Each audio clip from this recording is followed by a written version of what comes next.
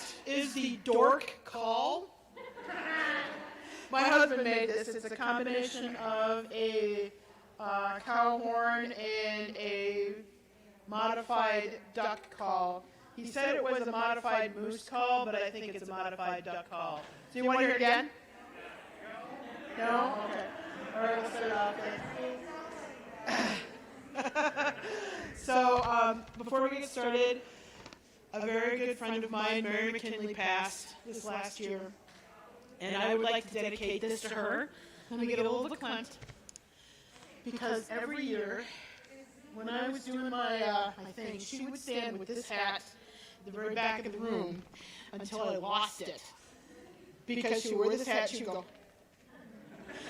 And of course, I would lose my place and start to giggle, and she would like, my job here is done.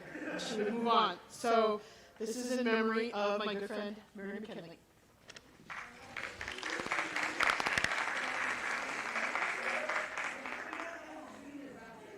Okay, you want me to wait a minute? I can riff. Riff a minute. Who here does pottery? Anybody here do ceramics at all? Even a little bit? Awesome. All right, how many people here would like to participate in doing ceramic projects? How many people would like to? Well, that's awesome, because while we're waiting for Zoom to get up, I'm going to tell you a little bit about the studio that I work out of. My name is Renee, and I studied pottery in art school back in 19... Yeah, and then I took a many-year hiatus from doing ceramics, and I rediscovered it about 3.5 years ago as a way to work out all of my aggressions when you can't actually garden. And it just sort of blossomed from that, and where I started was actually here, where it says Dock 6 Pottery. Has anybody heard of Dock 6 Pottery? It's over in South Minneapolis in the Longfellow neighborhood. They have something called Free Throw Fridays, and if you go to the Dock 6 website, you can sign up, and basically they give you a wadge, technical term, a wadge of clay, and let you play with it. And if you want to keep whatever it is that you have made, then you write your name on the bottom of it, you give them $10, they fire and glaze it for you, and you come and pick it up a couple weeks later. Dock 6 also offers classes, so I started doing the Free Throw Friday, and that little ceramic part of my brain just went, squee! And I had to continue, so I took some classes, and I started to reconnect with my inner potter, and then we had plague, and everything had shut down, and blah, blah, blah, blah. So I started doing more work at home. And I signed up for studio time at Dock 6, and what's really nice with that is that I have a half a shelf, and that cost me about $300 for 3 months. I get full access to the kiln, and I get access to in-house glazes.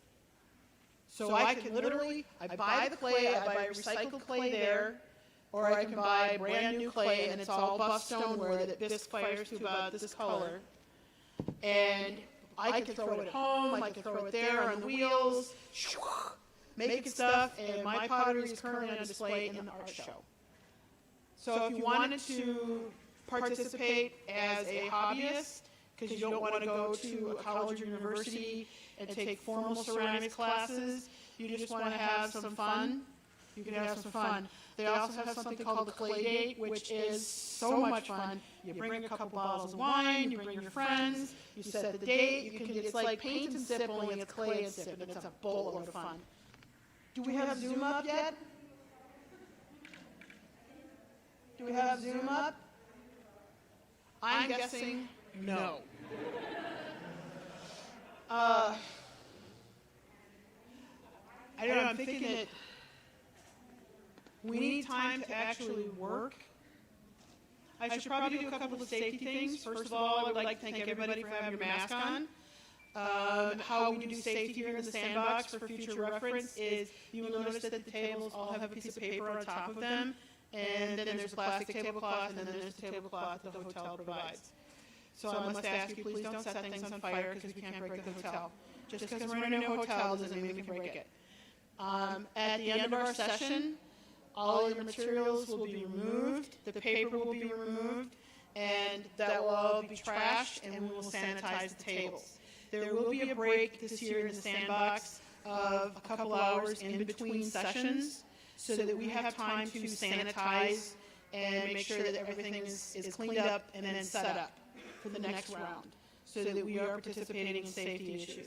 As you can see, there are 2 exits, well, technically 3 exits from the room.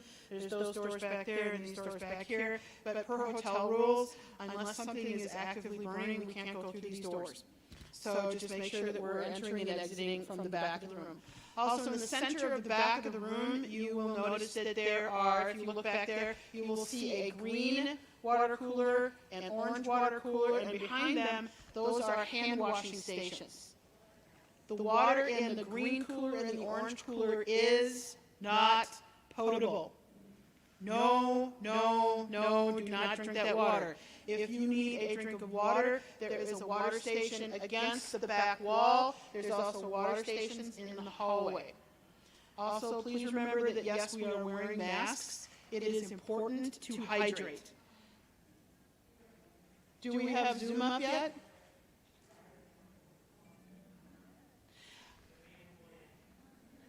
Maiden Voyage, I will give, it's starting. Woo!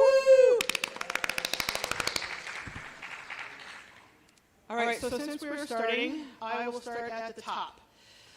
My name is Renee Peterson, and I am so glad that everybody is here in the Sandbox today, and welcome to Con, right?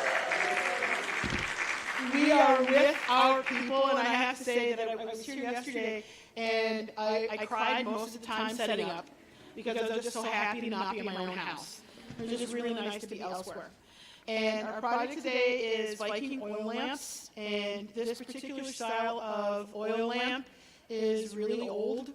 It's pretty easy to do. There are a couple different styles that I'm sure you've seen before. That's the flat one that has the lips folded up, or the flat one that has kind of an elongated thing. There's all the biblical ones that we have seen. But this one, this style of lamp, they've been pulling this out of the ground in northern Scandinavia. All right, so this is what it looks like, and this one has burned. The one that we're making today, after it fires, will look exactly like this. And you'll also get a piece of jute in order to have your wick, and I will go over more of how this physically works as we go through this process. The big process here that you're going to be thinking about is capillary action.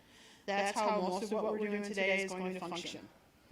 All right, now if you take a look at your materials, you will notice that you have a bag with a roughly baseball-sized wad of clay.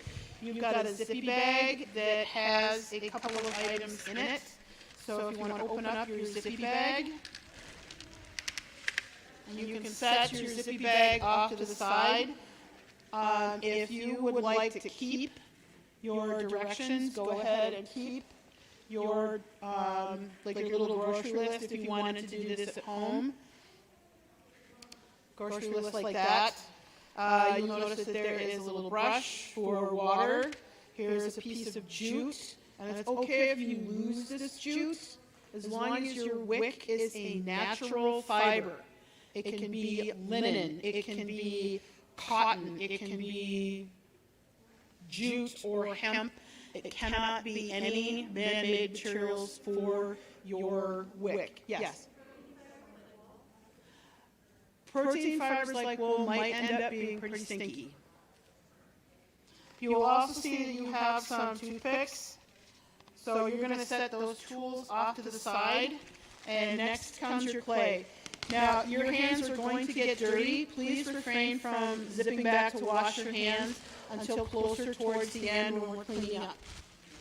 Now, I should also share with you that the firing schedule at the kiln is, I'm supposed to be in the firing schedule for a bisque fire this weekend, but if their classes are a little wonky, you might have to wait a little while for your pots. And that's why I have my business cards right here. You can contact me.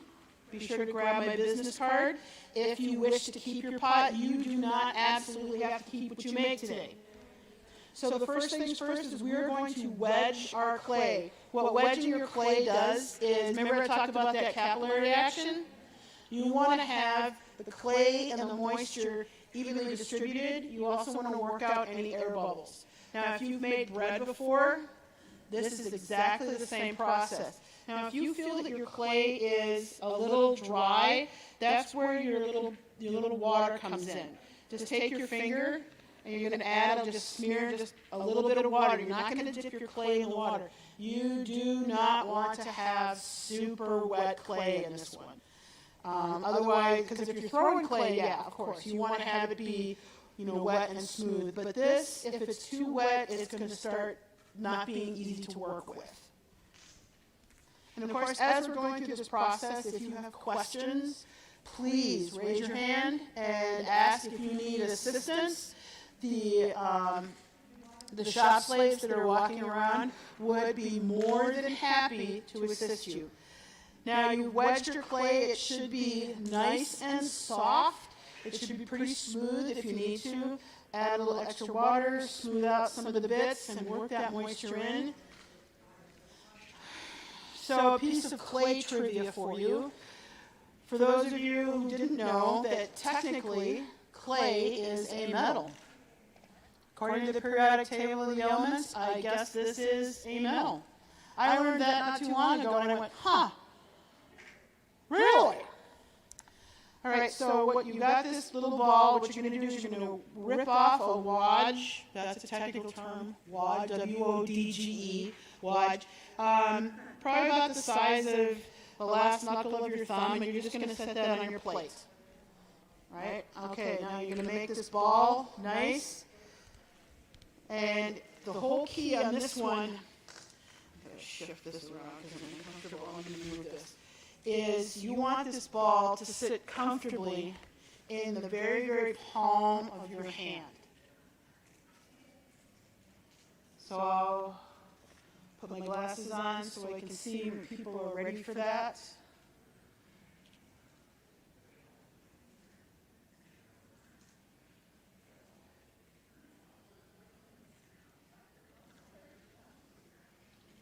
See, what you probably got going on there with your clay is it's a little bit less than the size of a baseball. The original wodge of clay is baseball size, but we took out that little bit. All right, so this looks like people are still doing some shaping.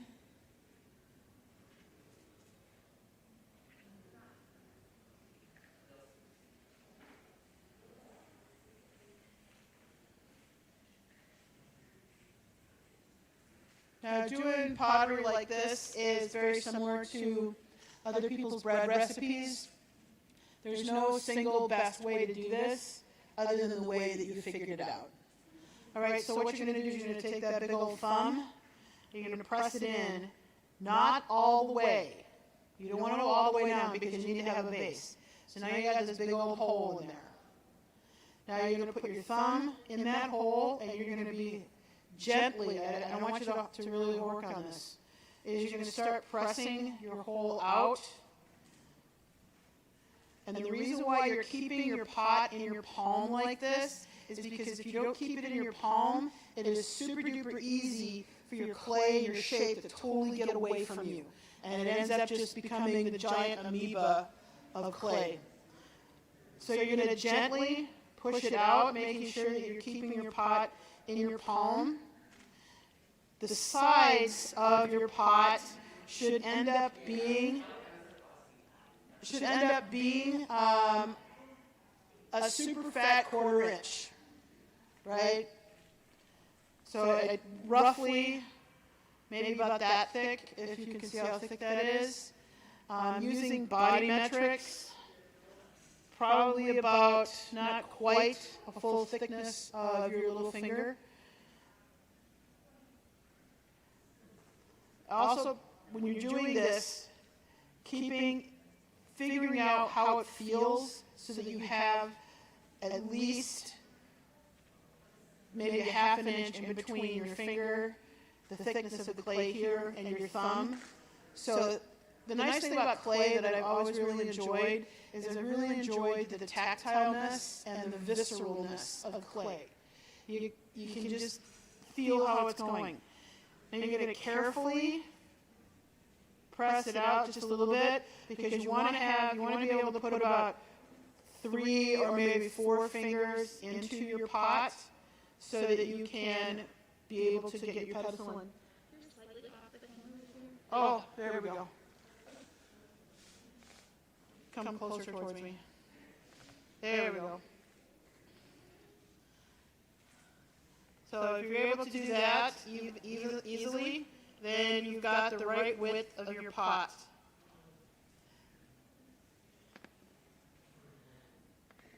Now I'm sure you see that I have all these cracks, and then I can't see far away, and I can't see up close. I'm kind of screwed up here.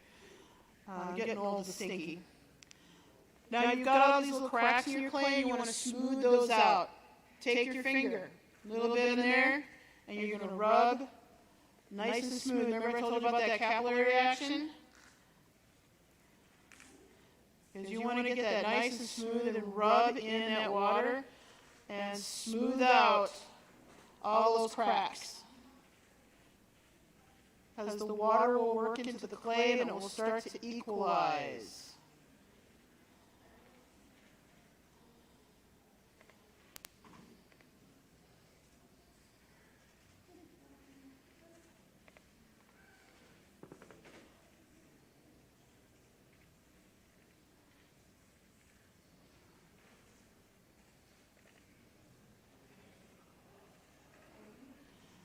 Now, while we're smoothing it out,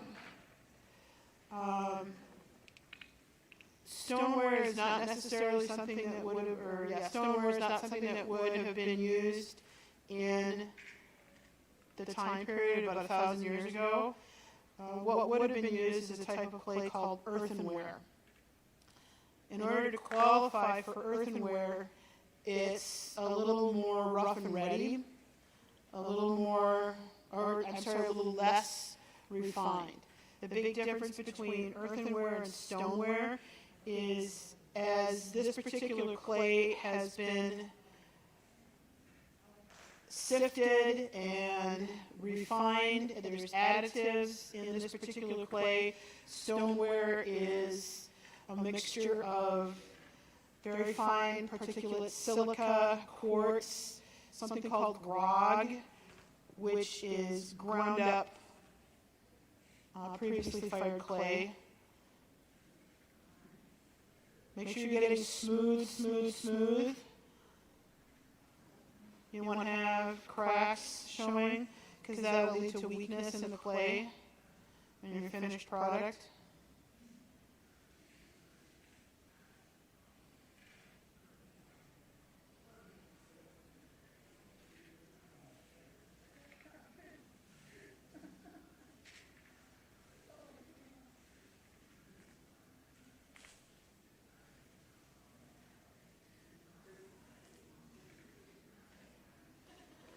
Don't forget the bottom of your pot to make sure that that also has been smoothed over. And it's okay if you've got fingernail marks or if you're wearing rings. Yeah, it's not very much of a problem. Because I have a whole fistful of rings, but I'm so used to taking them off when I throw. And when I do pottery in general, I'm just used to taking them off. Are there any questions, comments, concerns? Everybody's having a good time?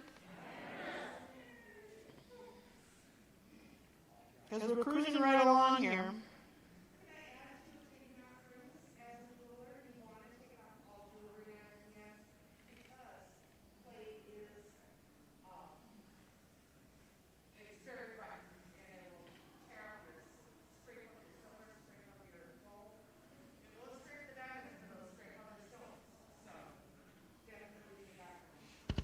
All right, so now that you've got something that's nice and smooth with no cracks, you're going to want to drop that on the table to get a nice flat bottom. Because while fat bottom girls make the rock and world go around, you do not want a Weebles wobble but we don't fall down rock and lamp. And if you need to smooth out some stuff, smooth out some stuff. Now we've added quite a bit of water to our clay, and we've got it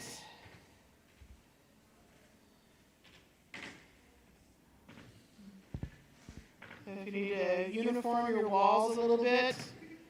And remember, if you're gonna work with this clay not in your palm, I want you to think about making sure that you're pressing inward, because a lot of times people keep pressing outward, and then you end up with amoeba pot.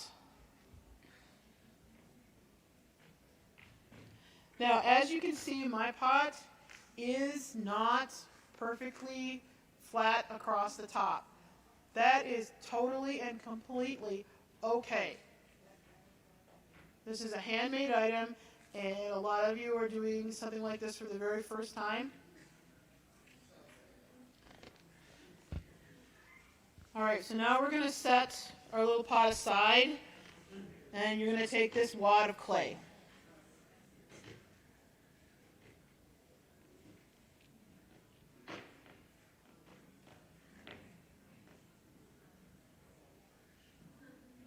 I can wait for a few minutes while you're smoothing out your little pot. That's fine.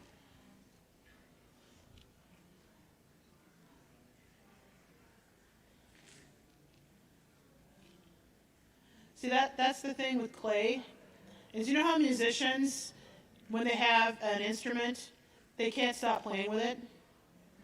So when you put clay in front of me, I can't stop touching it. Just don't ask me to not touch the clay, because I'm going to touch the clay. So if your pedestal clay is a little dry, just take a little bit of water.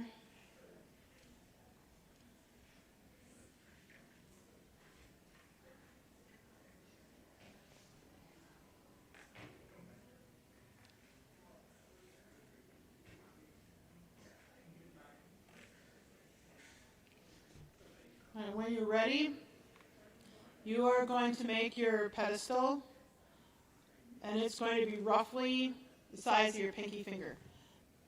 I like to do a lot of body metrics with this. That way people are making something that is really, really unique to them, but you also have an idea of size. And, people say, oh, it's going to be 3/8 of an inch, 1 centimeter, 5 millimeters. There are some people who go, I can't have that spatial thing going on in my head. I don't know what that is. So your pedestal can be round. It can be square. Good size for your pedestal is so that you can be able to stick a couple fingers in on either side of your pot. And it's okay if you don't use all of the clay. If you need to pinch some off, pinch some off.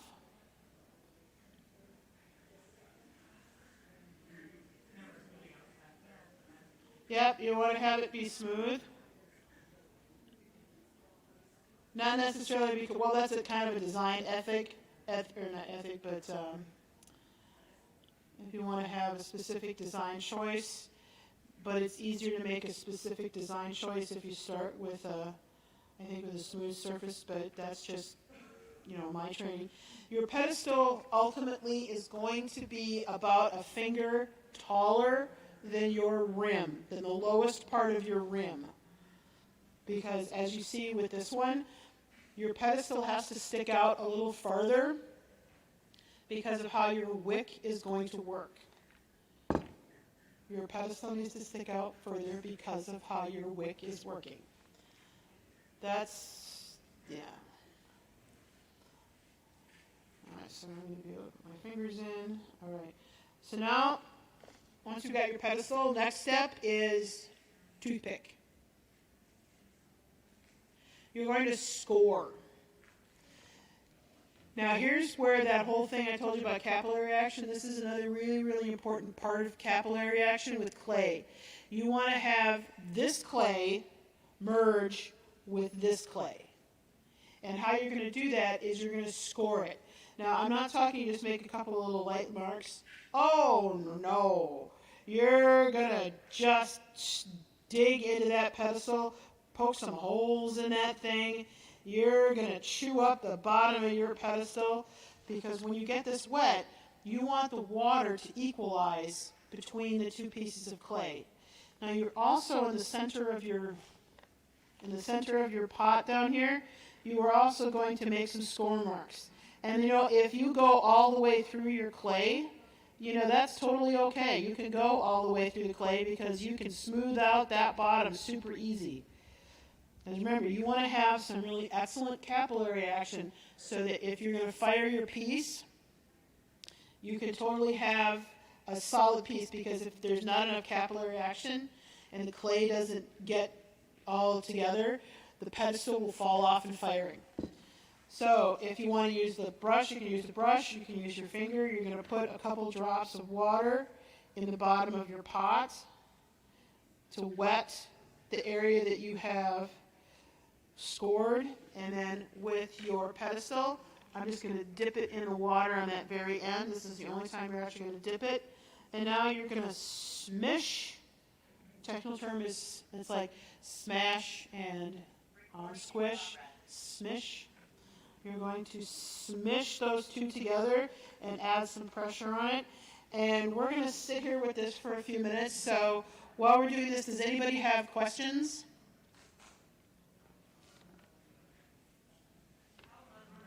Yes. If the pedestal is way, way up there, yes. But if it's, let me see. Nope, that's good. Can't see up close, can't see far away. Got to have glasses to drive during the day, glasses to drive at night, glasses to look at the computer screen, glasses to read a book. I have to have special glasses in order to do beadwork because that is so small. Such a pain.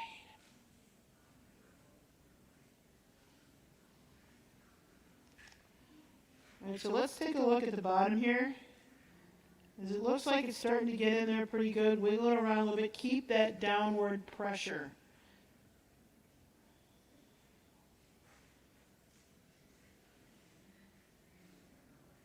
All right, now we're going to take your, you can take the end of your brush if you want to, or your finger, and you want to start pushing the clay together. You want to be a little delicate with this so that you don't have problems with going through the clay or going through the pedestal. If the pedestal, like my pedestal, is a little wonky right this way, that's okay. You're going to smush it down.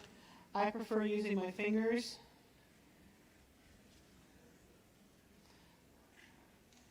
And you really want to smash the clay together. Still want to be a little gentle with it because it's very wet right now and it will slide.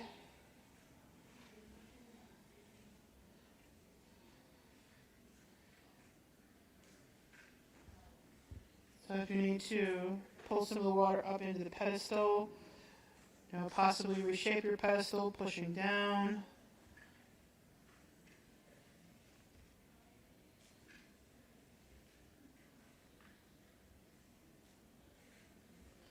Now for those of you who have decided that you're going to keep your piece and you want it fired,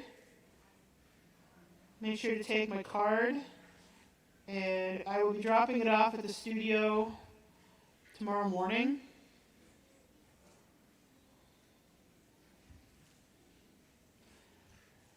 But there's not a real huge guarantee that it will be able to go in the kiln.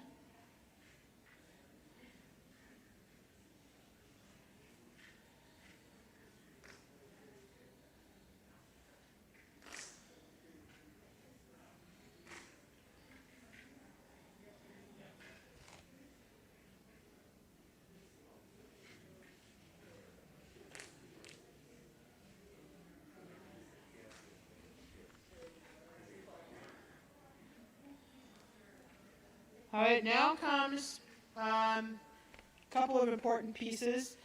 Any clay that you have that you're not going to use, just set that off to the side. if you're keeping your piece, this is super duper important. I need your name very clearly first and last.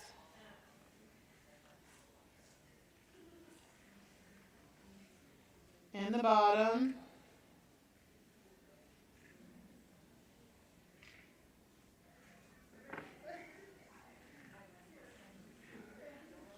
Now, the other thing that you can do at this point is decoration. You don't need to add a lot of decoration to the pedestal because that's where you're going to be tying your wick to. So if you wanted to add some decoration to the outside, please make sure that you don't actually pierce the clay, because then you've created a hole in your vessel and the oil will come out. So typical patterns are cross hatching, going like this.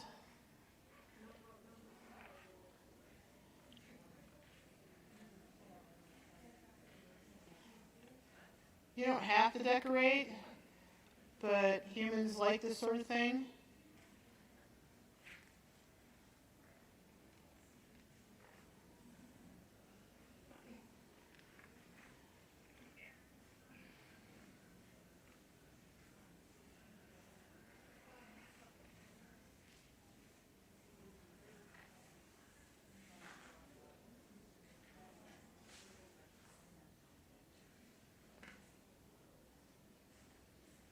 You want to put maybe a little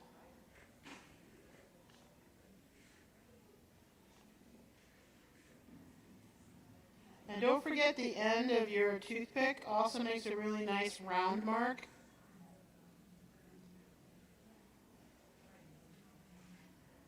So potters back in the day when they were decorating their pieces used a combination of tools like a stick or something called a rib, which was really an animal rib or a bone.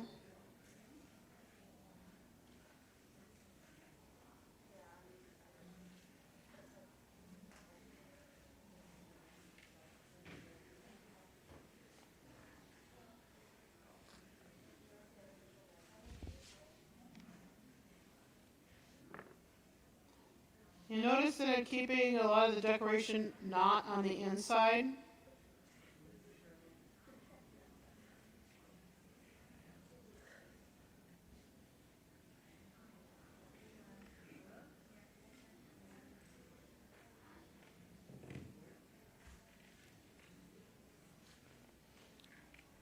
Oh, that's really kind of cool. Sort of like that.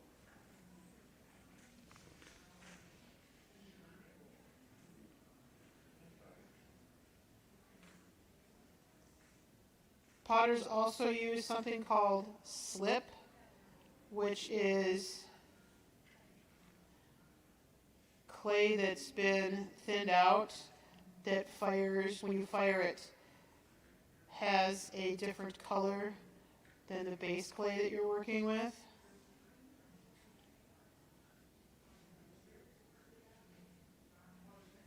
Wow, this looks like a pineapple.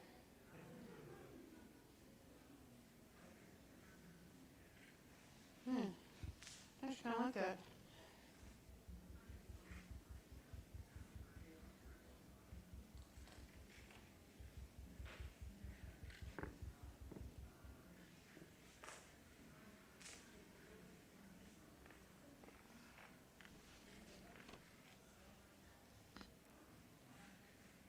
All right, we are getting up on about time to wrap things up so that we can get things clean. Because that's one of the other things that we'll be working on here in the Sandbox as a team is while you all are in here doing projects with us, you're part of the Sandbox team, and that means that everybody participates in cleaning up the mess that you made. I am an actual, real, honest-to-goodness second grade teacher, and I want my second graders to make a humongous mess. But I also want to teach them exactly how to clean up their mess. So as you're finishing any decoration that you want with your pots, if you are keeping your pot. Please listen before you do. If you are keeping your pot, carefully put it in one of those 3 boxes. If you are not going to keep your pot, and nobody has to keep their pot, it will go on the plywood here. When we are ready for you to pick them up, if it is not going to be on Sunday, you will need to please contact me. My business cards are right here. My name is Renee Peterson, and I am the Garish Princess. You will note the purple hair. So do you have, before we start actually physically moving around the room, does anybody have any questions? Yes. Yes, loosen the box, not on the plates, because these will, after these dry for a little while, I am going to put them in my car. Now, what you are going to take home with you today, what you need to put into your pocket and make sure you are taking with you, and that's one of the other reasons why we have that big zippy bag, so you don't lose it. If you do lose it, that's fine, because it's, make sure that you remember natural plant fiber. Say it with me. Natural plant fiber. You can put your natural plant fiber in your zippy bag, and that can go into your gig bag for today. Any extra clay that you have, like if you have a little wodge left over from your pedestal, any extra clay that you have goes on the board, and then I'll add them to my bags and I'll send them to the pug mill later on. Any other questions before I have you start putting your things away? Yes. Oh, I should go over that. You are exactly right. All right, so here's your finished lamp. And here's your jute. Right? You're going to make a little loop in your jute and tie it onto your pedestal. And as you see that naturally, part of it is going to go into, and part of it is going to stick up. Isn't physics grand? Now, when you put your oil in here, I used olive oil, but I burned this outside, so the stink and the smoke were all outside. If you have smokeless oil or whatever oil that you burn in the house, I'm sure you can. Depending on how tall the wick is how smoky your flame can be. When you tie this on, then add your oil. Tie on first, add oil next. Say it with me. Tie on first, add oil next. Now, once you put that oil in there, you're going to want to let it sit for a little bit so that the oil does that groovy capillary action. See, this is all about capillary action. You get that groovy capillary action going up, up, up into your wick. Now, this wick has been burned. Doesn't look like it, does it? Because it's the oil that's burning. You want to burn the oil. You don't want to burn the wick. The oil is what's burning, and it's the capillary action that's pulling it up. There is some, every once in a while I get some guck on the end of it, and I just trim that off. Just take a little scissors and trim that off. And as long as you're using what kind of fiber? You can put a new wick on this at any point in time. Yes?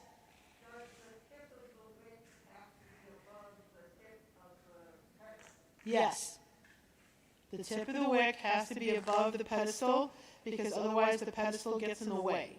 You'll notice that my pedestal does have some burn marks on it because the first wick that I was using was too short and it got in the way.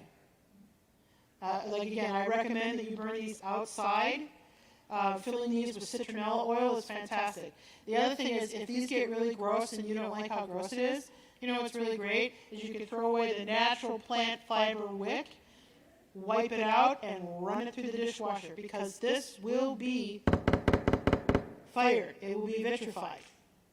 Now, also, if you wanted to, you can take your piece home with you today, and you can also put that in a large bag and put it out on your deck at home and let it dry really well. And if you're going to have a fire pit in a week or so, after your clay has dried out in the sun for a good week, if you put it in the bottom of your fire pit before you start your fire, and then you start your fire and you have a good time, and you go the next morning and dig it out, you got a 50-50 chance of it not exploding. And that's the nature of pit firing raw clay. I have done a couple of pit fires, and it's about a 50% survival rate. So, and that's actually pretty good. That's pretty good. That's pretty good odds. So if you wanted to try it at home, you absolutely can try this at home. All right, are we ready to move on to the next? All right, do you have any further questions? Bueller? All right, so we are going to get to the cleaning up part. Now, Sandy, are we going to clean up the brushes and keep these? Sure. Okay. Yep. Okay, where should we put the brushes?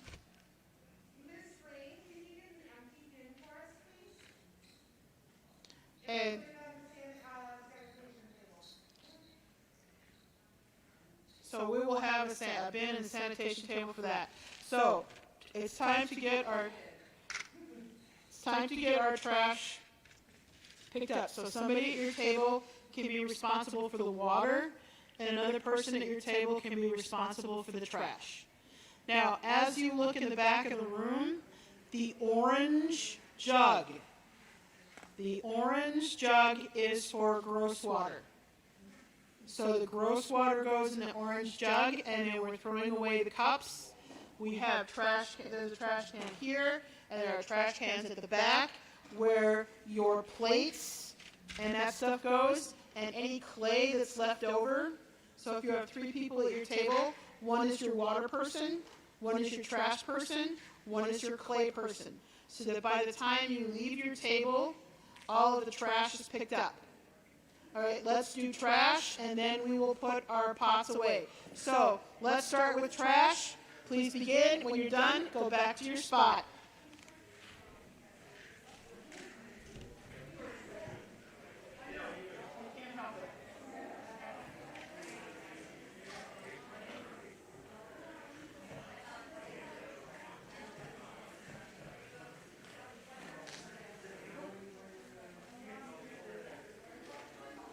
Extra clay.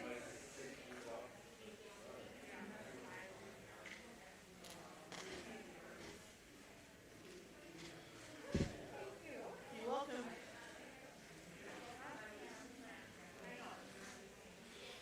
All right, once everybody is back into their spots, there is a specific choreography that I would like to have for putting your pots away.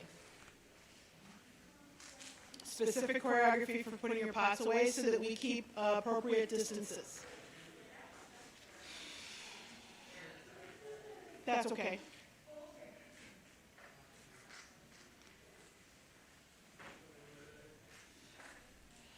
All right, so we are going to take a little bit of choreography.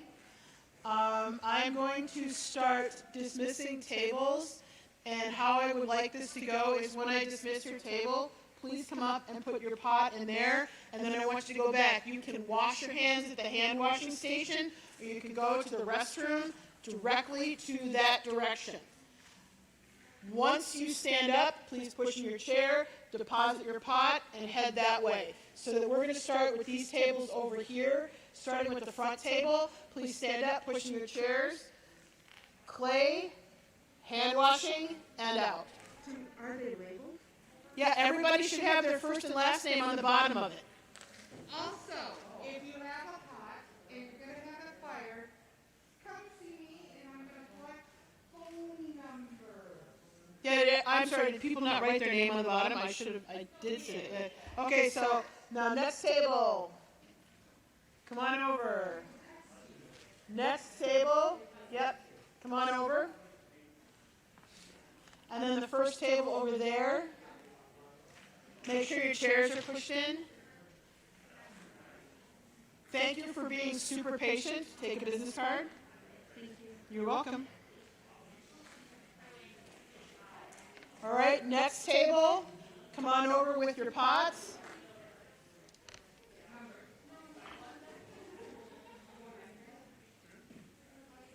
And here's a business card.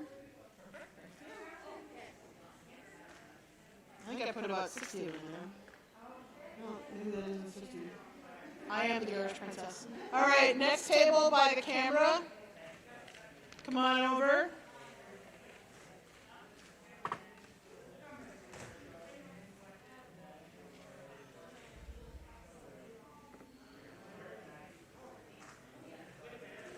All right, if we could be a little patient for a few moments. Is anybody not firing a pot? Okay, if you're not firing a pot, make sure your clay is up here and you can head out. If you're not, okay. Okay. You are very welcome.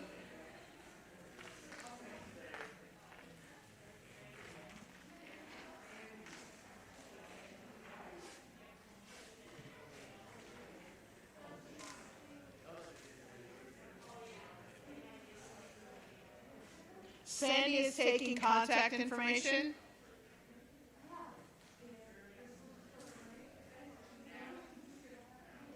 And I have my business cards here too.